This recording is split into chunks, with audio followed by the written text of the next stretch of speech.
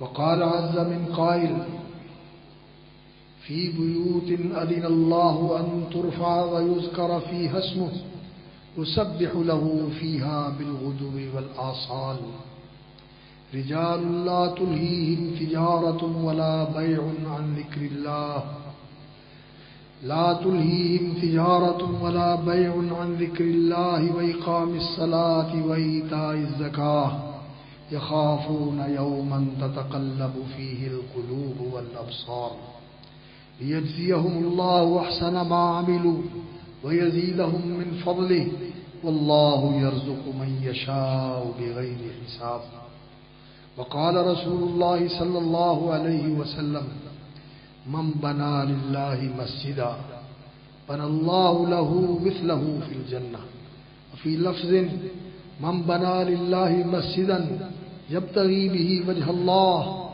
بنى الله له بيتا في الجنة وفي لفظ بيتا أوسع من الجنة بيتا أوسع منه من في الجنة. حمد و ثنا اور تعریف و ستائش سب کی سب ہر حال میں لائق اور مخصوص ہے، مستحق اور سزاوار ہے اللہ رب العالمین ارحم الراحمین کی ذات عالی صفات کے لیے. فلہ الحمد کلو ولہ الشکر کلو علی نعمت الاسلام وعلی نعمت الہدایت الی الایمان وعلی نعمہ الظاہرۃ والباطنہ التي لا تعد ولا تحصى. افضل ترین صلوات اور ازکیٰ ترین تحیات اور بے انتہا برکات سید الاولین والآخرین رحمت للعالمین شفیع المذنبین محمد الرسول اللہ صلی اللہ علیہ وسلم کی ذات بابرکات پر. انتہائی قابل احترام اور لائق تکریم حضرات و خواتین، سامعین و حاضرین، اہل علم و فضل اور اہل دین و تقوی، مسلمانوں، ماؤں بہنوں اور عزیزوں بزرگوں بھائیوں، مسجد کی تعمیر اور مسجد میں اکٹھا ہونا اور مسجد کو آباد کرنا یہ اللہ رب العزت کو بہت ہی محبوب عمل ہے. مسجدوں کی جگہیں یہ اللہ رب العزت کو روئے زمین پر سب سے پیاری جگہیں ہیں. اس زمین پر انسان اپنی عظمت، اپنی دولت، اپنی مہارت، اپنی شہرت قائم کرنے کے لیے بڑے بڑے شاندار نشانات قائم کرتا ہے جن سے لوگ اسے یاد کر کے کہتے ہیں کہ یہ اس کی عظمت کا نشان ہے. وہ کہیں مینار ہیں، کہیں آرام مصر ہیں، کہیں تاج محل ہے اور کہیں قلعے ہیں، کہیں دیواریں ہیں اور کہیں کیا کچھ ہے. اور انسان اپنی عیش و عشرت کے لیے، راحت و آرام کے لیے عشرت کدے اور عیش اور راحت کے سامان کے بڑے بڑے اعلیٰ سامان کرتا ہے اور ان میں عیش و عشرت کی زندگی گزارتا ہے. لیکن یہ ساری چیزیں اور اسی طرح صنعت و حرفت کے لیے، کاروبار اور تجارت کے لیے، مال و دولت بنانے اور جمع کرنے کے لیے بینکوں کی بہت بڑی بڑی بلڈنگیں ہیں، شاپنگ مالز ہیں اور اسی طرح تجارت گاہیں ہیں، اسی طرح بہت بڑے بڑے ٹریڈ سینٹر ہیں اور کمرشل ہب ہیں. یہ جتنی بھی چیزیں انسان بناتا ہے زمین کے اوپر، اللہ کے ہاں ان کی کوئی قیمت نہیں. رسول اللہ صلی اللہ علیہ وسلم نے فرمایا احب البلاد الی اللہ مساجدها. روئے زمین پر جتنی بھی جگہیں ہیں اور جتنی بھی بلڈنگیں ہیں ان سب میں جو اللہ کو پیاری جگہ لگتی ہے وہ ہے جہاں اس کی عبادت ہوتی ہے، جہاں اس کے لیے سجدے ہوتے ہیں، اور وہ جگہیں ہیں جو اللہ رب العزت کی بندگی کے لیے مخصوص ہو جاتے ہیں۔ حب البقاء الی اللہ مساجدها وشر البلاد اسواقها، اور سب سے اللہ تعالیٰ کو ناپسندیدہ جگہ بازار ہے، مارکیٹیں ہیں، جہاں انسان اللہ سے غافل ہوتا ہے، اللہ کی یاد سے دور ہوتا ہے، اللہ کو بھولتا ہے، اور وہ اس دنیا کی رنگینیوں اور اس دنیا کی دلچسپیوں کے اندر مگن ہو جاتا ہے، اللہ سے غافل ہو جاتا ہے۔ یہ چیز اللہ رب العزت کو اچھی نہیں لگتی۔ اللہ کو تو وہی بندے اللہ کو وہی بندے محبوب ہیں جو اسے یاد کرتے ہیں، جو اسے یاد رکھتے ہیں، جو اس کی عبادت میں رہتے ہیں، جو اس کی عبادت کے اندر زندگی کے سارے اوقات اور لمحات کو بسر کرتے ہیں۔ تو مسجدیں یہ اللہ رب العزت کو سب سے پیاری جگہ ہے۔ حب البلاد الی اللہ مساجدها، اور جو مسجد بنانے والا ہوتا ہے اس میں مسجد کی جگہ دینے والا، مسجد کی جگہ کے حصول میں سفارش کرنے والا، مسجد کی جگہ پر عمارت تعمیر کرنے والا، اس عمارت کی تعمیر میں حصے دار بننے والا، اس میں کسی بھی حوالے سے اللہ اکبر اگر کوئی آدمی پیسے لگاتا ہے تو وہ تو حصے دار بنتا ہے، اور اگر کوئی مزدوری کرتا ہے، معمار ہے، مزدور ہے، اور وہ اس میں اپنی محنت شامل کر دیتا ہے، اپنی محنت سے کچھ معاوضہ کم کر کے مسجد میں ڈال دیتا ہے، یا اپنے کام کو بہتر بنا کے مسجد کے اندر کے میں کام کر رہا ہوں، اپنی محنت اچھی کرتا ہے، کام اچھا کرتا ہے کہ میں مسجد کا کام کر رہا ہوں۔ اور ہماری تاریخ تو ایسی مثالیں بھی اپنے اندر محفوظ رکھتی ہے کہ مسجد نبوی اور بیت اللہ کی تعمیر کے اندر جن لوگوں نے کام کیا وہ باوضو ہو کر کام کرتے تھے، بے وضو نہیں ہوتے تھے، وضو کے ساتھ کام کرتے، مسجد کی تعمیر کر رہے ہیں۔ اور مسجد کی تعمیر میں شریک ہونا، اللہ اکبر، یہ وہ اتنا عظیم عمل ہے کہ خود رسول اکرم صلی اللہ علیہ وسلم جب مسجد نبوی کی تعمیر ہو رہی تھی تو لوگ مٹی بھی نکال رہے تھے اور پتھر بھی اٹھا اٹھا کے لا رہے تھے، اور ان کے ساتھ مٹی نکالنے میں اور پتھر اٹھا کے لانے میں اللہ کے رسول بھی شریک تھے، اور جانثار فداکار صحابہ انصار اور مہاجرین کہتے یا رسول اللہ ہم جو ہیں آپ کیوں زحمت اٹھاتے ہیں، آپ کیوں تکلیف اٹھاتے ہیں، ہم جو موجود ہیں یہ سارا کام کرنے کے لیے۔ تو فرمایا مجھے بھی اجر کی ضرورت ہے، مجھے بھی اجر کی ضرورت ہے۔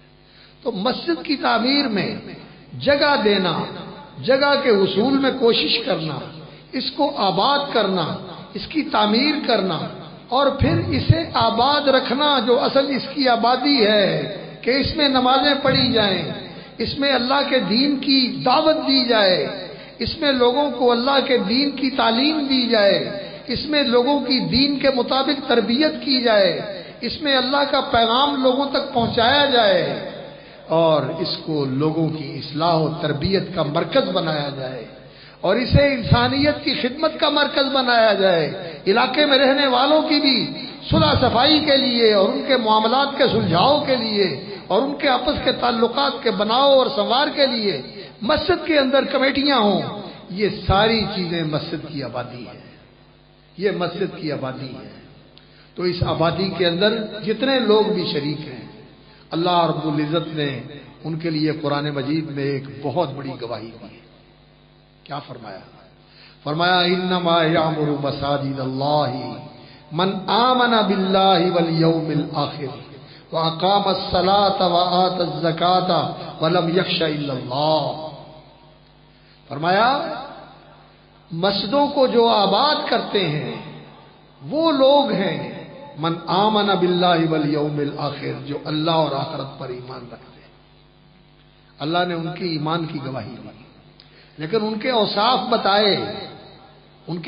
بتائے، اللہ پر اور آخرت پر ایمان اور یقین رکھتے ہیں، وَأَقَامَ الصَّلَاةَ اور نماز قائم کرتے ہیں، وَآتَ الزَّكَاةَ اور زکوٰۃ ادا کرتے ہیں، وَلَمْ يَخْشَ إِلَّا اللَّهَ اور اللہ کے سوا کسی سے ڈرتے نہیں۔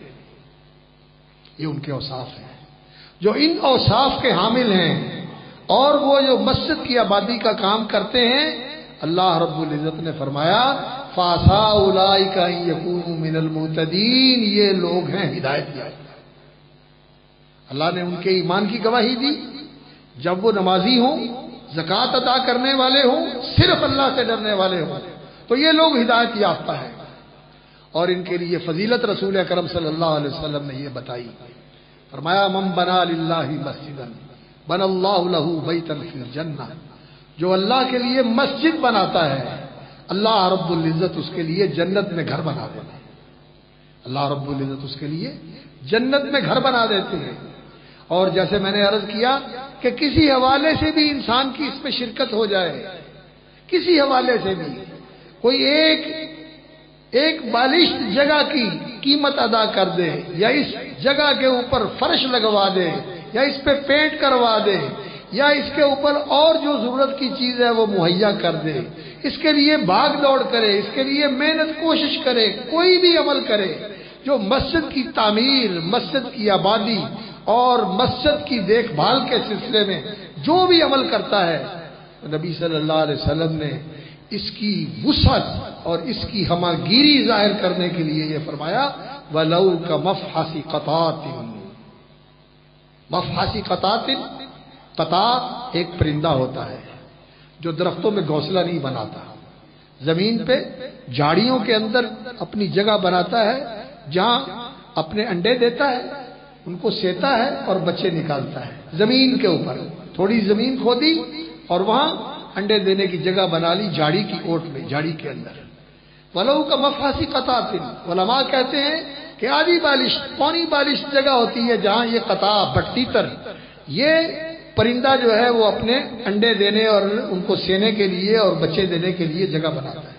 فرمایا اتنی سی کوئی مسجد بنا دے، ایک آدمی وہاں کھڑا نہیں ہو سکتا، آدمی کے کھڑے ہونے کی جگہ نہیں ہے، آدمی کے کھڑے ہونے کے لیے تو کم از کم 1.5-2 فٹ جگہ چاہیے، اور نماز پڑھنے کے لیے تو آدمی کو گز 1.5 گز جگہ چاہیے، کوئی 2 فٹ چوڑی ہو، کوئی 3 فٹ 3.5 فٹ لمبی جگہ ہو، وہاں آدمی کھڑا ہو کے نماز پڑھ سکتا ہے۔ تو آپ صلی اللہ علیہ وسلم نے تقلیل کے لیے کہ اتنا سا بھی جو اللہ کی مسجد میں، اللہ کے گھر میں، اللہ کے لیے جو بنائی گئی مسجد میں اس میں حصہ ڈال دیتا ہے، اللہ تعالیٰ اس کے لیے جنت میں گھر بنا دیتا ہے، اللہ تعالیٰ اس کے لیے جنت میں گھر بنا دیتا ہے۔ تو بہت ہی خوش نصیب ہیں وہ حضرات جنہوں نے جگہ دی، اللہ ان کو برکت دے، جنہوں نے اس کے لیے کوشش کی، سفارشی بنے، کیونکہ رسول اکرم صلی اللہ علیہ وسلم کا فرمان یہ ہے الدال علی الخیر کفاعلہ، فرمایا ایک وہ ہے جو نیکی کرتا ہے اور ایک وہ ہے جو نیکی کی ترغیب دیتا ہے، کہتا ہے کہ یہ کر لو، فرمایا دونوں کو اللہ تعالیٰ ایک جیسا اجر دے دیتا ہے، ترغیب دلانے والے کو اور نیکی کرنے والے کو اللہ رب العزت ایک جیسا اجر دے دیتا ہے۔ اور اللہ کی شان کریمی کیا ہے، سبحان اللہ و بحمدہ، وہ اپنے بندوں پر کتنا مہربان ہے، اللہ اکبر۔ رسول اللہ صلی اللہ علیہ وسلم نے فرمایا ایک آدمی کو اللہ رب العزت مال دیتا ہے اور علم دیتا ہے، اور پھر وہ اس مال کو اس علم کی روشنی میں جائز جگہ سے کماتا ہے اور حلال اور جائز جگہ پر خرچ کرتا ہے، اللہ کی راہ میں خرچ کرتا ہے، اللہ کے بندوں پر خرچ کرتا ہے، اپنی بھی ضرورت پوری کرتا ہے، اپنے رشتہ داروں کی بھی ضرورت پوری کرتا ہے، اللہ کے دین کے کام بھی کرتا ہے، تو فَهُوَ بِأَعْلَى الْمَنَازِلِ، فرمایا یہ سب سے اونچے درجے پر ہوتا ہے۔ اور ایک آدمی وہ ہے جس کے پاس علم تو ہے لیکن مال نہیں، اور یہ کہتا ہے کہ اگر میرے پاس بھی مال ہوتا تو میں بھی ایسے ہی کرتا جیسے یہ کر رہا ہے، میں بھی ایسے ہی کرتا جیسے یہ کر رہا ہے۔ اس کی نیت سچی ہے، اس کا ارادہ پختہ ہے کہ اگر میرے پاس ہو میں بھی ایسے کروں، اللہ اس کی نیت کے ساتھ اس نیکی کرنے والے کے ساتھ اس کو برابر کا درجہ دے دیتے ہیں۔ یہ اللہ رب العزت کی کرم نوازی ہے، یہ اللہ رب العزت کی مہربانی ہے۔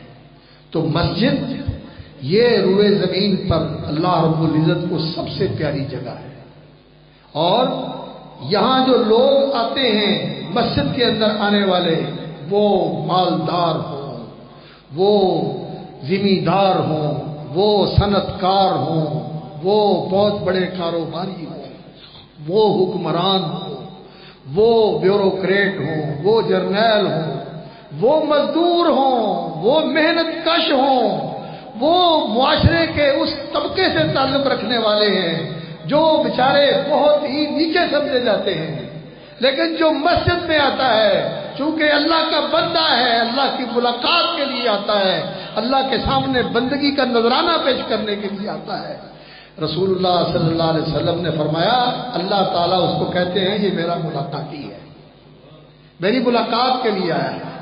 وَحَقٌّ عَلَى الْمَزُورِ أَن يُكْرِمَ الزَّائِرَ، اور جو جس کا مہمان ملاقاتی بن کے آتا ہے، میزبان، اور جس کی زیارت کے لیے آیا ہوتا ہے، وہ اپنے ذمے یہ لازم سمجھتا ہے کہ میں نے اس کی عزت کرنی ہے۔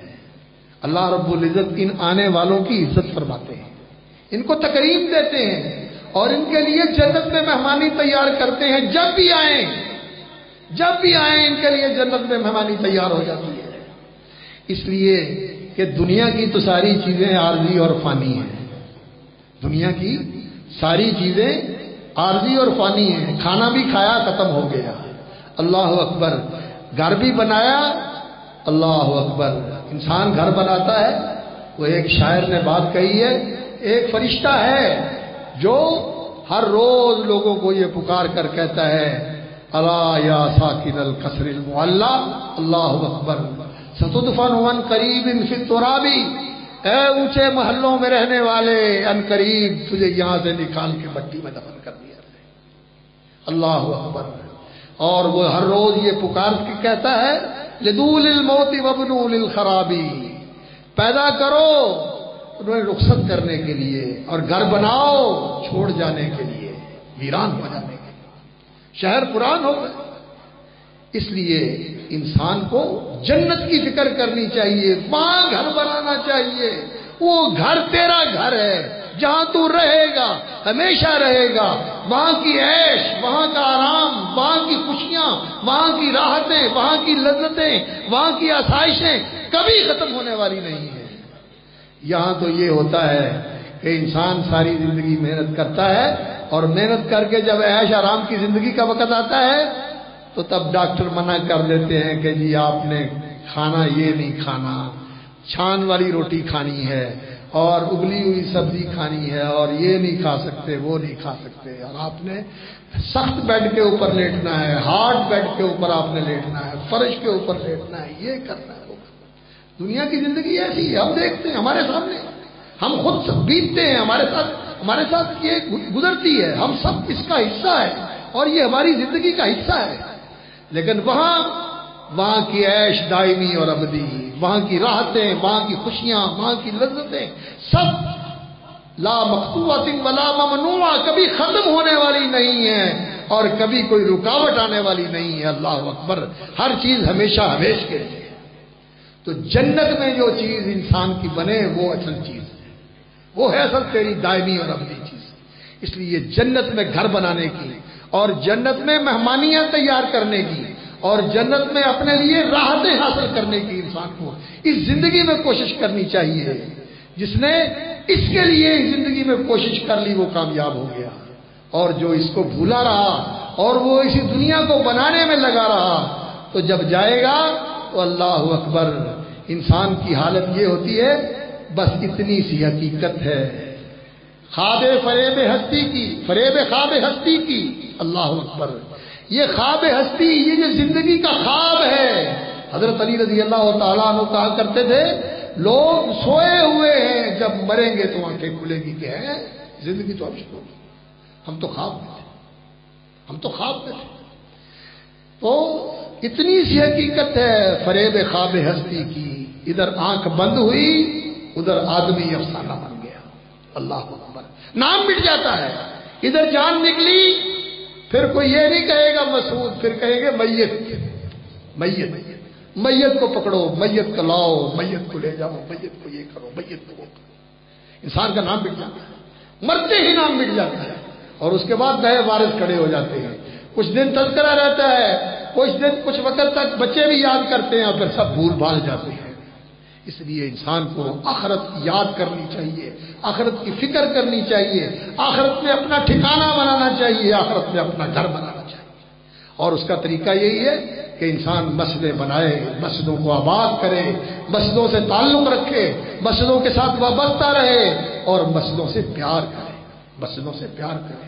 اگلی آیت جو میں نے، یہ پہلی آیت جس کی روشنی میں نے گفتگو کی، یہ آیت سورۃ التوبہ کی 10ویں سپارے کی آیات ہے. اور اگلی آیت جو میں نے تلاوت کی یہ سورۃ النور کی 18ویں سپارے کی آیت ہے. اللہ رب العزت نے فرمایا فی بیوت اذن اللہ ان ترفع. اللہ رب العزت ہے جو آسمان و زمین کو روشنی فراہم کرنے والا ہے. یہ اللہ رب العزت کا دیا ہوا نور ہے جس سے یہ کائنات روشن ہے. یہ دن اللہ کا پیدا کردہ ہے، اللہ نے اس کو روشن بنایا. رات کو اللہ نے تاریک بنایا ہمارے آرام کے لیے، دن کو روشن بنایا ہمارے کام کے لیے اور ہماری سرگرمیوں کے لیے، ہماری بھگ دوڑ کے لیے. اور اللہ رب العزت کا نور ہے آسمانوں میں بھی اور زمینوں میں بھی، ہر چیز کو اللہ رب العزت نے روشنی بخشی ہوئی ہے. اور اللہ خود نور ہے. اللہ نور السماوات والارض. آسمان و زمین کو منور کرنے والا اور لوگوں کو ہدایت دینے والا اللہ رب العزت ہے. اور یہ اللہ کے نور کی روشنی کہاں سے ملتی ہے اور اللہ رب العزت کی نازل کردہ ہدایت کی روشنی کہاں سے ملتی ہے؟ فی بیوت اذن اللہ ان ترفع. یہ ان گھروں میں ملتی ہے جن کے بارے میں اللہ کا حکم ہے کہ ان کو اونچا کیا جائے. اونچا کرنے کا کیا مطلب ہے؟ ملٹی سٹوری بنایا جائے، ان کو بہت اونچا بنایا جائے. اگر ایسا ہوتا تو ابراہیم علیہ السلام بیت اللہ کو بہت اونچا بناتے. انہوں نے اس کو اتنا اونچا نہیں بنایا تھا، انہوں نے تو سر سے اونچا بنایا تھا. اور وہ پتھر آج بھی موجود ہے جس پہ وہ کھڑے ہوتے تھے اور وہ آٹومیٹک لفٹ کا کام کرتا تھا، اونچا بھی ہوتا تھا نیچے بھی ہوتا تھا کسی مشین کے بغیر. یہ معجزہ ہے اور اللہ رب العزت نے اس کو باقی رکھا ہوا ہے. اللہ اکبر. فیہ آیات بینات مقام ابراہیم. ابراہیم علیہ السلام کا مقام جہاں وہ کھڑے ہو کے اس کی تعمیر کرتے تھے اس کے آج بھی نشان موجود ہیں. اور آپ دیکھتے ہیں جب وہاں جاتے ہیں وہ شیشے کے اور سونے کے اس کور کے اندر وہ نشان نظر آتے ہیں. تو اللہ رب العزت اس کو بہت اونچا بنواتے ہیں. پھر محمد الرسول اللہ صلی اللہ علیہ وسلم جو ہمارے ہادی اور ہمارے رہبر اور ہمارے پیشوا ہیں، انہوں نے جو مسجد بنائی، اللہ اکبر، انہوں نے جو مسجد بنائی وہ بالکل سادہ مسجد تھی. سامنے والی دیوار، اللہ اکبر، وہ تو ایسی تھی کہ اس کے آگے انہوں نے کچھ لکڑی کے کھجور کے تنے لا کے کھڑے کر دیے تھے اور جو سائیڈ کی دیواریں تھیں وہ پتھر جوڑ دیے تھے. اور پھر ان دیواروں کے اوپر اور ان سامنے کھڑی ہوئی کھجوروں کے اوپر ایسے کھجوریں ڈال کے اوپر کھجور کی شاخوں کی چھت ڈال دی تھی جو دھوپ سے تو بچاتی تھی لیکن پانی کو نہیں روکتی تھی. پانی برستا تھا تو ٹپکتا تھا، چھت ٹپکتی تھی. اور نیچے فرش بھی نبی صلی اللہ علیہ وسلم نے کوئی نہیں لگایا تھا، کنکر اٹھا کے نبی صلی اللہ علیہ وسلم کی مسجد کے اندر بچھے ہوئے تھے، انہی پر آپ نماز پڑھتے تھے. جب گرمی ہوتی تو وہ گرم ہو جاتے، سردی ہوتی تو وہ ٹھنڈے ہو جاتے. سردی میں بھی اور گرمی میں بھی صحابہ اپنے کپڑوں کے ساتھ اس کے اوپر سجدہ کرتے، اپنا کپڑا بچھا لیتے، چادر ان کا حصہ ہوتا تھا لباس کا. تو نبی صلی اللہ علیہ وسلم کی مسجد ایسی تھی. انترفا کا معنی پھر کیا ہوا؟ انترفا کا معنی یہ ہے کہ اس مسجد کو اس دل کے اندر اور تمہاری زندگی کے اندر اور تمہاری ترجیحات کے اندر، تمہاری ترجیحات کے اندر سب سے اونچا ہونا چاہیے. مسجد سب سے اونچی ہونی چاہیے. مسجد کی تعمیر، مسجد کی آبادی، مسجد کی تعمیر اور نگہداشت اور نگہبانی اور مسجد کا خیال اور لحاظ اور جو مسجد سے تعلق رکھنے والے ہیں ان کا احترام کرنا چاہیے. اس لیے کہ یہ اللہ کے گھر کے دربان ہیں، یہ اللہ کے گھر کے نگہبان ہیں، یہ اللہ کے گھر کو آباد کرنے والے ہیں. انترفا، ان کو اونچا کیا جائے، مسجد کو بھی اونچا کیا جائے. اونچا کرنے کا مقصد کیا ہے کہ تیرے دل میں، تیرے معاملے میں، تیرے رویے میں، تیری سوچ میں مسجد سب سے اونچی ہونی چاہیے. کیوں؟ اس لیے کہ یہ اللہ کو سب سے زیادہ محبوب ہے اور یہاں آنے والے اللہ کو محبوب ہیں، اور اللہ رب العزت ان کی قدر کرتے ہیں کہ یہ اللہ رب العزت کی ملاقات کے لیے اور اس سے مناجات، اس سے براہ راست 1 to 1 بات کرنے کے لیے آتے ہیں. نبی صلی اللہ علیہ وسلم نے فرمایا، ایک حدیث تو میں نے آپ کے سامنے پڑھی، کہ جو آتا ہے مسجد میں وہ اللہ کی زیارت کے لیے آتا ہے، اللہ کی ملاقات کے لیے آتا ہے. اور نبی صلی اللہ علیہ وسلم نے فرمایا جو نماز پڑھتا ہے، اذا صلی احدکم، جب تم میں سے کوئی نماز پڑھتا ہے، فانما ینادی ربہ، وہ اپنے رب سے سرگوشی کرتا ہے. سرگوشی کیا ہوتی ہے؟ کسی کو قریب کر کے اس کے ساتھ راز نیاز کی بات کرنا. وہ اپنے رب سے سرگوشی کرتا ہے. فَلْيَنْظُرْ بِمَا يُنَاجِيهِ، تو اسے معلوم ہونا چاہیے کہ میں اس سے کیا بات کر رہا ہوں. انسان کو معلوم ہونا چاہیے. تو اللہ کی ملاقات اور اللہ سے مناجات اس کے لیے آتا ہے. اور اس آنے والے کی اللہ رب العزت کو خوشی کیسی ہوتی ہے. رسول اکرم صلی اللہ علیہ وسلم کا فرمان ہے، آپ صلی اللہ علیہ وسلم نے فرمایا، اذا توضأ احدکم فاحسن وضوءه، جب تم میں سے کوئی آدمی وضو کرے اپنے گھر میں اور اچھی طرح بنا سنوار کے وضو کر کے آئے، اللہ اکبر، اور مسجد کی طرف آتا ہے، تو تبشبش اللہ الیہ، اللہ رب العزت مسکرا کے اس کا استقبال کرتے ہیں. اللہ کو خوشی ہوتی ہے کہ میرا بندہ میرے ساتھ ملاقات کے لیے آ رہا ہے. یقین جانیے یہ باتیں ہمیں بتاتی ہیں کہ ہم تو اللہ سے غافل ہیں، ہمیں تو اللہ رب العزت کی پرواہ نہیں، لیکن وہ اتنا بے نیاز ہے کہ اسے ساری کائنات کی پرواہ نہیں. لیکن جو بندہ اس کے ملنے کے لیے اور اس کے قریب ہونے کے لیے آتا ہے، اللہ رب العزت اس کی بڑی قدر فرماتے ہیں. وَكَانَ اللَّهُ شَاكِرًا عَلِيمًا، اللہ تعالیٰ بہت قدردان ہے، اس لیے کہ وہ الودود پیار کرنے والا بھی ہے اور اپنے بندوں سے محبت کرنے والا بھی ہے. وہ الغفور الودود ہے، یحب المحسنین، یحب المتقین، یحب التوابین، یحب المتطہرین. اللہ رب العزت اپنے ان بندوں سے پیار کرتا ہے جو تقوی شعار ہوتے ہیں، جو احسان کرنے والے ہوتے ہیں، جو پاک رہنے والے ہوتے ہیں، جو توبہ کرنے والے ہوتے ہیں. اللہ ان سے پیار کرتا ہے. تو نبی صلی اللہ علیہ وسلم نے فرمایا اللہ رب العزت مسکرا کے اس کا استقبال کرتے ہیں. اور رسول اکرم صلی اللہ علیہ وسلم نے جو مسجد میں آتے ہیں ان کے لیے بتایا، اللہ اکبر، کہ جب کوئی آدمی اپنے گھر سے وضو کر کے اچھی طرح طہارت اور وضو کا اہتمام کر کے نماز کے لیے گھر سے تیار ہو کے آیا کرے. ٹھیک ہے مسجد میں بھی انتظام ہونا چاہیے، ضرورت پڑ جاتی ہے انسان کو، بار بار وضو کی ضرورت پڑ جاتی ہے، اس لیے مسجد میں انتظام ہونا چاہیے. لیکن مسجد میں جو انتظام ہو، ایک تو بات یہ ہے کہ وہ صاف ستھرا ہونا چاہیے، اور دوسرا اس کی بدبو مسجد میں نہیں آنی چاہیے. مسجدوں کو پاک رکھنا، خوشبودار رکھنا، پاکیزہ اور ستھرا رکھنا یہ بہت ضروری ہوتا ہے.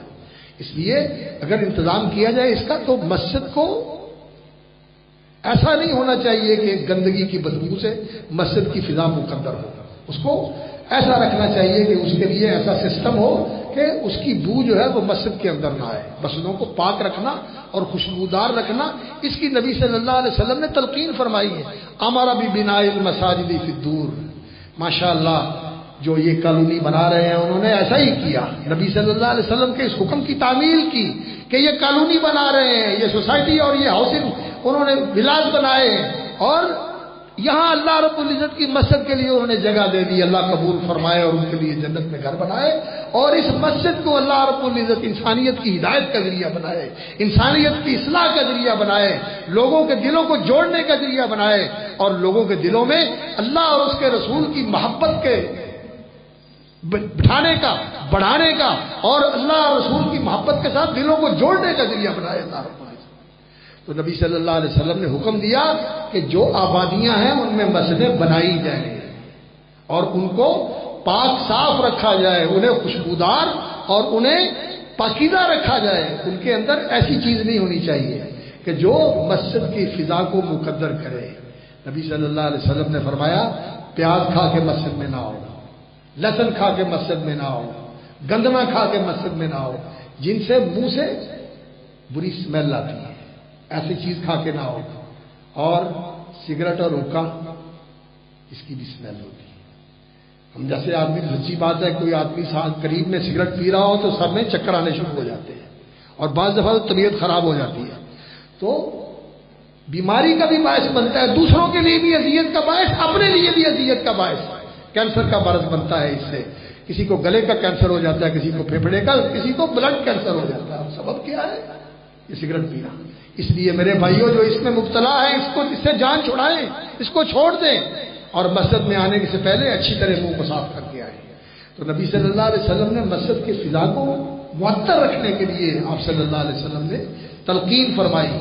اور ایک دفعہ نبی صلی اللہ علیہ وسلم نے مسجد قبلے کی دیوار کو دیکھا کہ وہاں کسی آدمی نے کھنکار پہنا ہوا ہے، اس نے جو بلغم والی تھوک ہوتی ہے نا وہ سامنے دیوار کی طرف پھینک دی۔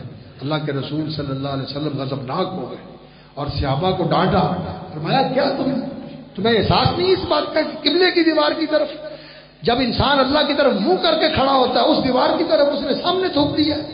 اور آپ صلی اللہ علیہ وسلم نے ایک لکڑی منگوائی، اس پہ زعفران لگایا اور اس کے ساتھ اس کو صاف کر کے اس کو خوشبودار کر دیا نبی صلی اللہ علیہ وسلم۔ اور جو مسجد کو صاف رکھنے والے ہیں، مسجد کو پاک رکھنے والے ہیں، مسجد کی نگہبانی کرنے والے ہیں، نبی صلی اللہ علیہ وسلم ان کا اتنا خیال کرتے تھے۔ ایک مسجد کے اندر ایک بڑھیا تھی سانولے رنگ کی اور بیچاری لاوارث تھی، اس نے مسجد میں ہی ڈیرا ڈالا ہوا تھا، لیکن کام کرتی تھی کیا کہ مسجد کی صفائی کرتی تھی۔ نبی صلی اللہ علیہ وسلم کی مسجد کو جاروب کشی کرتی تھی، جھاڑو دیتی تھی، صاف رکھتی تھی۔ وہ فوت ہو گئی۔ رسول اکرم صلی اللہ علیہ وسلم کو علم نہیں ہوا کہ وہ فوت ہو گئی ہے۔ ایک دو دن آپ کو نظر نہیں آئی تو آپ نے پوچھا کہ وہ بڑھیا کہاں ہے جو مسجد میں امراۃ تقوم المسجد؟ تو لوگوں نے کہا یا رسول اللہ وہ تو فوت ہو گئی تھی، آپ کو ہم نے بتایا نہیں کہ آپ کو زحمت ہو گئی، ہم نے اس کا کفن دفن کا انتظام کر کے اس کو دفن کر دیا۔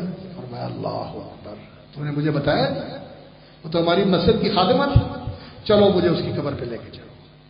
قبر پہ تشریف لے گئے اور قبر پہ جا کے جنازے کی نماز پڑھی دوبارہ نبی صلی اللہ علیہ وسلم نے۔ دو چیزیں معلوم ہوئی، ایک مسجد کی صفائی کرنے والے کا مقام اور مرتبہ، اور دوسرا یہ بھی کہ قبر پر جا کے جنازہ بھی پڑھا جا سکتا ہے۔ ہمارے لیے رسول اکرم صلی اللہ علیہ وسلم کی سنت سب سے اونچی ہے، جو آپ کا عمل ہے وہ سب سے اونچا ہے۔ تو نبی صلی اللہ علیہ وسلم ان لوگوں کی قدر فرماتے تھے جو مسجد کو آباد رکھتے تھے۔ تو میں عرض یہ کر رہا ہوں کہ رسول اکرم صلی اللہ علیہ وسلم نے فرمایا کہ جو مسجد میں آتے ہیں گھر سے وضو کر کے آئیے، گھر میں مسجد میں آنے والا مسجد سے وضو کر کے آتا ہے فرضی نماز ادا کرنے کے لیے، فلہو کاجر الحاج المحرم، فرمایا اللہ رب العزت اس کو ایسے ثواب دیتے ہیں جیسے اس آدمی کو ثواب ملتا ہے جو احرام باندھ کے حج کی طرف سفر کر رہا ہے۔ حج کا سفر کرنے والے کو جو ثواب ملتا ہے احرام باندھ کر گھر سے وضو کر کے فرضی نماز پڑھنے کے لیے آنے والے کو اللہ ایسا ہی ثواب عطا فرماتے ہیں۔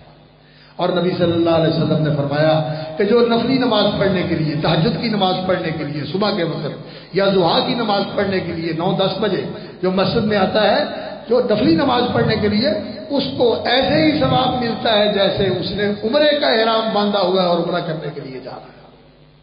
اور جو دین سیکھنے کے لیے مسجد میں آتا ہے، نبی صلی اللہ علیہ وسلم نے فرمایا من اتی مسجدی ھذا، جو میری اس مسجد میں آئے، مسجد نبوی کی طرف اشارہ کر کے کہا، اور یہ ساری مسجدیں مسجد نبوی کی بیٹیاں ہیں، یہ کعبۃ اللہ کی بیٹیاں ہیں، یہ ساری اسی کا تسلسل ہے، یہ اسی کا تسلسل ہے، اسی کی بنیاد پہ ساری مسجدیں کعبے کی طرف رخ کر کے نبی صلی اللہ علیہ وسلم کی مسجد کی اتباع میں ہی بنائی جاتی ہے۔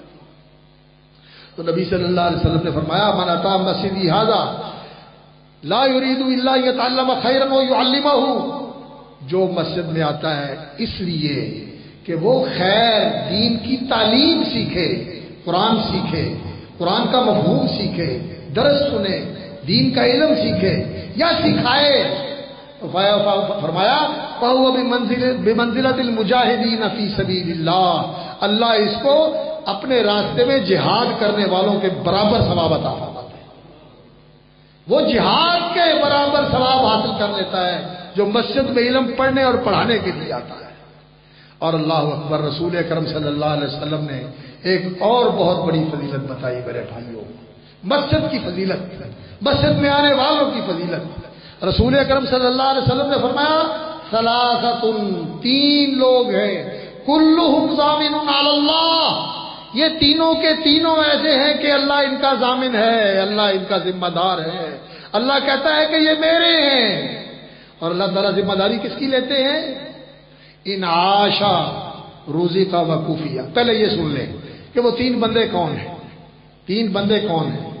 فرمایا تین بندے ہیں، رجل دخل بیتہ فسلم، ایک وہ آدمی جو اپنے گھر میں داخل ہو تو کیا کہے؟ السلام علیکم ورحمۃ اللہ وبرکاتہ، گھر والوں کو دعا دیں، سلام کہے، سلام کہہ کے گھر میں داخل ہو۔ اور دوسرا وہ آدمی جو گھر سے وضو کر کے مسجد میں آئے، اور تیسرا وہ آدمی جو اللہ کے راستے میں جہاد کرنے کے لیے نکلے۔ تین آدمی، گھر میں سلام کہہ کے داخل ہونے والا، گھر سے وضو کر کے مسجد میں آنے والا، اللہ کے راستے میں جہاد کے لیے نکلنے والا، اسلامی مملکت کی سرحدوں کی حفاظت کے لیے، اللہ کے دین کو اونچا کرنے کے لیے، اللہ کے دین کو تحفظ دینے کے لیے، مظلوم کی مدد کرنے کے لیے اور کفر کو مغلوب کرنے کے لیے جو نکلتا ہے وہ اللہ کے راستے میں ہے۔ اور جو علم پڑھنے کے لیے نکلتا ہے، علم پڑھانے کے لیے نکلتا ہے، اللہ کے رسول کا یہ فرمان ہے فَهُوَ فِي سَبِيلِ اللَّهِ، وہ بھی اللہ کے راستے میں ہے۔ یہ سارے جہاد کے راستے ہیں، یہ سارے جہاد کے راستے ہیں۔ یہ نہیں ہے کہ صرف یہی جہاد ہے، جہاد بڑا وسیع میدان ہے، علم، تعلیم اور تعلم یہ بھی جہاد ہے، اور سرحدوں کی حفاظت بھی جہاد ہے، اور اعلاء کلمت اللہ بھی جہاد ہے، اور دین کا ابلاغ بھی جہاد ہے۔ تو اللہ کے رسول صلی اللہ علیہ وسلم کے فرامین واضح ہیں ہمارے سامنے۔ تو جو جہاد کے لیے نکلتا ہے، فرمایا یہ تینوں اللہ کی ضمانت میں ہیں، اللہ ان کا ذمہ دار ہے۔ کس چیز کا ذمہ دار ہے؟ ان عاشا رزق وکفیہ، یہ زندہ رہے گا تو فرمایا میں اس کے رزق کا بھی ذمہ دار ہوں اور اس کے کاموں کو صحیح اور پورا کرنے کا بھی ذمہ دار ہوں۔ اللہ اس کے کام سنوار دے گا، اللہ اس کو رزق بھی دے گا، بے روزگار نہیں ہوگا وہ، اور اللہ تعالیٰ اس کو اس کے کام بھی سنوار دے گا، اس کے کام بگڑیں گے نہیں، اللہ تعالیٰ ان کو سنوار دے گا۔ وَإِن مَاتَ، اور اگر مر جائے تو اللہ تعالیٰ کے ذمہ ہے، اللہ فرماتے ہیں میں اس کو جنت میں داخل کروں گا۔ اللہ تعالیٰ ہمیں مسجدوں سے جڑنے کی توفیق عطا فرمائے اور مسجدوں کو آباد رکھنا۔ اللہ اکبر۔ رسول اکرم صلی اللہ علیہ وسلم کی لمبی حدیث ہے جس میں آپ صلی اللہ علیہ وسلم نے ان لوگوں کا ذکر فرمایا جن کو اللہ رب العزت قیامت والے دن اپنے عرش کا سایہ نصیب کریں گے، اپنے عرش کا سایہ نصیب کریں گے، اور وہ عرش کے سائے میں جانے والے 7 لوگ نبی صلی اللہ علیہ وسلم نے ذکر فرمائے، اور ان میں سے 2 آدمیوں کا میں ذکر کرتا ہوں، باقی تفصیل کرنے کا وقت نہیں ہے، تفصیل میں جانے کا موقع نہیں ہے۔ ایک تو وہ فرمایا رجل قلبہ معلق فی المسجد، جس کا دل مسجد میں اٹکا ہوا ہے، جس کا دل مسجد میں اٹکا ہوا ہے، مسجد کی آبادی، مسجد کی ضرورت، مسجد کی نگہبانی، مسجد کی ضرورتوں کا خیال لحاظ، اس میں اس کا دل لگا رہتا ہے، اور مسجد سے جاتا ہے تو پھر آنے کی فکر ہوتی ہے، جاتا ہے تو پھر آنے کی فکر ہوتی ہے۔ اور دوسرا وہ آدمی رجل ذکر اللہ خالیا ففاضت عیناہ، جس کو اللہ کا دھیان آیا، اللہ کی محبت نے دل میں جوش مارا، اللہ کا خوف اس پر طاری ہوا اور اس کی آنکھیں برس پڑی، دیکھ کوئی نہیں رہا، اکیلا ہے، اندھیرا ہے، اپنے بیڈ پہ بیٹھا ہوا ہے، اپنی جائے نماز میں بیٹھا ہوا ہے، خلوت میں ہے، ذکر اللہ خالیا ففاضت عیناہ، اللہ کو یاد کر کے اس کی آنکھیں بہہ پڑے تو اللہ رب العزت اس کو عرش کا سایہ نصیب کرے۔ اور یہ اللہ کے خوف سے جو آنکھوں سے آنسو نکلتے ہیں، نبی صلی اللہ علیہ وسلم نے فرمایا اللہ کی راہ میں خون کا قطرہ جو نکلتا ہے اور اللہ کے خوف سے خون کے آنسو جو نکلتے ہیں، ان دونوں کے ساتھ اللہ تعالیٰ اس بندے کے لیے جہنم کی آگ حرام کرتا ہے۔ اللہ کے خوف سے انسان کو رونا چاہیے، اللہ کے شوق میں انسان کو رونا چاہیے۔ اللہ اکبر۔ ہمارے دل سخت ہو گئے، سنگ دل ہو گئے، ہم کٹھور ہو گئے، ہمارے دلوں کو اللہ اکبر میتوں کے اوپر بھی اکٹھے ہوتے ہیں تو پھر بھی ہم دنیا داری کی باتیں کرتے ہیں اور غیبتیں کرتے ہیں، اللہ تعالیٰ پہ معاف ہو۔ تو مسجد میں آ کر دنیا داری کی باتیں کرنا، رسول اکرم صلی اللہ علیہ وسلم نے اس کو بہت ہی ناپسند فرمایا، اور فرمایا کہ ایسا زمانہ آئے گا لوگ مسجد میں آئیں گے اور مسجد میں بھی ان کی باتیں دنیا کی ہوگی، جہاں قرآن کی تلاوت ہونی چاہیے، جہاں نماز ہونی چاہیے، جہاں اللہ کا ذکر ہونا چاہیے، جہاں انسان کو اللہ سے دعا کرنی چاہیے کہ اللہ کے گھر میں آیا ہوا ہے، یہاں اگر انسان دنیا کی باتیں کرے تو نبی صلی اللہ علیہ وسلم نے فرمایا اللہ تعالیٰ کو ایسے لوگوں کی کوئی ضرورت نہیں ہے جو یہاں آ کر وہ دنیا کے اندر لگے ہوئے ہیں، دنیا کے اندر لگے رہتے ہیں، دنیا کی باتیں کرتے ہیں۔ تو مسجد میں آ کے انسان کو اللہ کا ذکر کرنا چاہیے. اذن اللہ ان ترفع ویذکر فیہا اسمہ، مسجدوں میں اللہ کا ذکر کیا جائے. اذن اللہ ان ترفع ویذکر فیہا اسمہ یسبح لہ فیہا بالغدو والآصال. ان مسجدوں میں اللہ کی تسبیح کرتے ہیں صبح شام. رجال، ایسے لوگ، لا تلہیہم تجارۃ ولا بیع عن ذکر اللہ، جن کو غافل نہیں کرتی دنیا کی تجارتیں، دنیا کے دھندے، دنیا کی مشغولیتیں، مصروفیتیں، اللہ کی یاد سے غافل نہیں کرتے. عن ذکر اللہ و اقام الصلاۃ، نماز سے غافل نہیں کرتی یہ چیزیں ان کو. وہ ایتاء الزکات، اور زکات سے غافل نہیں کرتی. پیسے بنانے میں نہیں لگے رہتے، خرچ کرتے ہیں، پاک کرتے ہیں. جو فرضی حق ہے زکات وہ بھی دیتے ہیں جو اللہ رب العزت نے ہنگامی حقوق رکھے ہوئے ہیں مال کے اندر. جب کوئی ضرورت پڑ گئی، علم کے لیے ضرورت پڑ گئی، جہاد کے لیے ضرورت پڑ گئی، کوئی آفت آئی ہوئی ہے مسلمانوں پر وہاں ضرورت پڑ گئی، کوئی دکھ اور پریشانی کے اندر مبتلا لوگ ہیں وہاں ضرورت پڑ گئی، تو اللہ رب العزت نے مال کے علاوہ بھی زکات کے اندر، مال کے اندر زکات کے علاوہ بھی حق رکھا ہوا، وہ بھی حق رکھا ہوا. سورۃ البقرہ کی جو آیت البر ہے، اللہ رب العزت نے زکات کا بھی ذکر کیا اور وآت المال علی حبہ ذوی القربى والیتامى والمساکین وابن السبیل والسائلین وفی الرقاب واقام الصلاۃ وآت الزکاۃ. یہ آیت پڑھ کے دے. تو زکات کے علاوہ بھی مال میں حق ہے. لوگوں سے کہا جائے کہ بھائی خرچ کرنا ہے تو کہتے ہیں جی زکات ہے، باقی تو کچھ نہیں. اللہ کے بندو، اللہ نے آپ کو اتنا دیا ہوا ہے، اس میں حق رکھا ہوا اللہ نے، اس میں حق رکھا ہوا اللہ نے.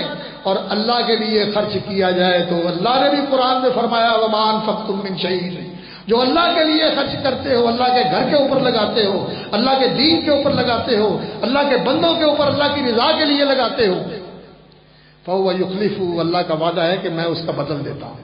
ادھر تم نے خرچ کیا، ادھر اللہ رب العزت اس کا بدلہ تمہیں دے دیتے ہیں. اور نبی صلی اللہ علیہ وسلم نے فرمایا میں قسم کھا کے کہتا ہوں، اللہ کے رسول کی بات قسم کے بغیر بھی سچی ہے، صادق المصدوق الامین. آپ نے فرمایا میں قسم کھا کے کہتا ہوں. اللہ اکبر. 3 باتیں ہیں. ایک بات ان میں سے یہ فرمایا کہ ما نقص صدقۃ، ما نقص مال عبد من صدقۃ، بندے کا مال صدقہ کرنے سے کم نہیں ہوتا. اور دوسری بات یہ فرمائی کہ جس بندے پر ظلم کیا جائے اور وہ اللہ کے لیے صبر کرے اس ظلم کے اوپر، اللہ رب العزت اس کی عزت بڑھا دیتے ہیں اور اللہ تعالیٰ اس کی مدد کرتے ہیں. اور تیسرا وہ آدمی جو اپنے لیے سوال کا دروازہ کھولتا ہے، اللہ رب العزت اس کے لیے فقیری اور محتاجی کا دروازہ کھول دیتے ہیں. تو اللہ کے لیے خرچ کرنا چاہیے. اور یہ مسجد جس میں آپ بیٹھے ہوئے ہیں، اللہ تعالیٰ جزائے خیر دے ان تمام احباب کو جنہوں نے جگہ دی، جنہوں نے اس کے لیے کوشش کی، جنہوں نے اس کی تعمیر کے اندر حصہ ڈالا. اور یہ ماشاءاللہ ایک پورا جو ہے نا اسٹرکچر کھڑا ہو گیا ہے. لیکن آپ دیکھ رہے ہیں دروازے نہیں ہیں، کھڑکیاں نہیں ہیں، اور سیلنگ نہیں ہے، اور دوسرے انتظامات ہونے والے ہیں. یہ ساری آپ کے لیے، آپ کی آسانی کے لیے، آپ کی سہولت کے لیے، آپ کے آرام کے لیے کہ آپ یہاں آئیں. اس کا محل وقوع ماشاءاللہ بہت اچھا ہے. تو یہاں اس کی جو ضرورتیں ہیں ان کو پورا کرنے کے لیے فراخ دلی سے اور خوش دلی سے، بڑا سارا حوصلہ کر کے، بڑا سارا دل کر کے، بڑا دل گردہ لے کر اللہ کے لیے خرچ کریں. انشاءاللہ اور جگہوں پر خرچ کرنا تو انسان کے لیے ایسا ہو سکتا ہے کہ اس پہ کمی آ جائے، لیکن اللہ کے نبی کا فرمان ہے کہ اللہ کے لیے دینے سے مال میں کمی نہیں آتی ہے. اور اللہ کا وعدہ یہ ہے کہ جو خرچ کرو گے اللہ تعالیٰ اس کی جگہ دے دیتا ہے. تو اللہ رب العزت مسجد کو آباد رکھے، علم و ہدایت کا مرکز بنائے، توحید و سنت کا مرکز بنائے، اصلاح امت کا مرکز بنائے، ہدایت انسانیت کا مرکز بنائے. اللہ تعالیٰ دلوں کو جوڑنے کا مرکز بنائے اور پورے علاقے کے لیے اللہ اسے بنارہ نور بنا دے، مرکز ہدایت بنا دے، مرکز اصلاح بنا دے، دلوں کو جوڑنے والا بنا دے. اور ایسا ماحول ہو یہاں خالص دین کی تعلیم دی جائے، کتاب اللہ اور سنت رسول اللہ کی اس طرح جیسے نبی صلی اللہ علیہ وسلم دیا کرتے تھے، اسی منہج کے مطابق، اسی طریقے کے مطابق. اور لوگوں کے اندر ویسا ہی ایمان اور ویسا ہی کردار، ویسی ہی لوگوں کی زندگی پاکیزہ بن جائے جیسے صحابہ کی زندگیاں تھیں. آج بھی پھر اللہ رب العزت کی مدد اسی طرح نازل ہوگی جیسے ان کے لیے نازل ہوتی رہی. آج بھی انشاءاللہ اللہ کی مدد، اللہ کے وعدے سچے، لیکن اللہ کے وعدے ہیں اہل ایمان کے لیے. وکانا حقا علینا نصر المؤمنین، اللہ نے فرمایا ہمارے ذمہ لازم ہے کہ اہل ایمان کی مدد کرتے ہیں. ہمارے اندر ایمان پیدا ہو جائے، من آمن باللہ والیوم الآخر، اللہ پر اور آخرت پر یقین والا ایمان پیدا ہو جائے، صدق والا، اخلاص والا اور یقین والا ایمان پیدا ہو جائے تو اللہ کے وعدے سچے ہیں، اللہ اپنے بندوں کی مدد کرے گا. آج ہمیں اس بات کی ضرورت ہے کہ ہم اپنے ایمان پر محنت کریں، اس ایمان کو یقین والا ایمان بنائیں، اس کو ویسا ایمان بنائیں جیسا قرآن کہتا ہے. جیسا اللہ کے رسول صلی اللہ علیہ وسلم نے کہا ہے اور صحابہ نے بنایا تھا، اس طرح کا ایمان بنانے کی ضرورت ہے۔ اللہ تعالی ہمارا ایمان ویسا ایمان بنا دے، توحید والا ایمان، اتباع سنت والا ایمان، آخرت کی فکر والا ایمان، انسانیت کی ہمدردی اور خیرخواہی والا ایمان، اور انسانیت کی بھلائی اور انسانیت کی فلاح کے لیے کام کرنے والا ایمان اللہ رب العزت ہمیں نصیب فرما دے۔ تو یقین جانیے ہمارے دن بدل سکتے ہیں اور ہمارے سارے مسائل اور ہمارے سارے بحران ختم ہو سکتے ہیں۔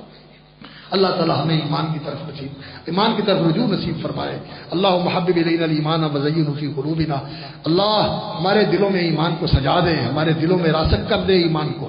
یا اللہ اس گھر کو مکمل فرما دے، اس کی جو کمیاں ہیں ان کی تلافی فرما دے، اور جن لوگوں نے خرچ کیا ہے کسی بھی حوالے سے جتنا بھی کیا ہے اللہ ان کو جزائے خیر دے اور ان سب کے جنت کا گھر بنا دے۔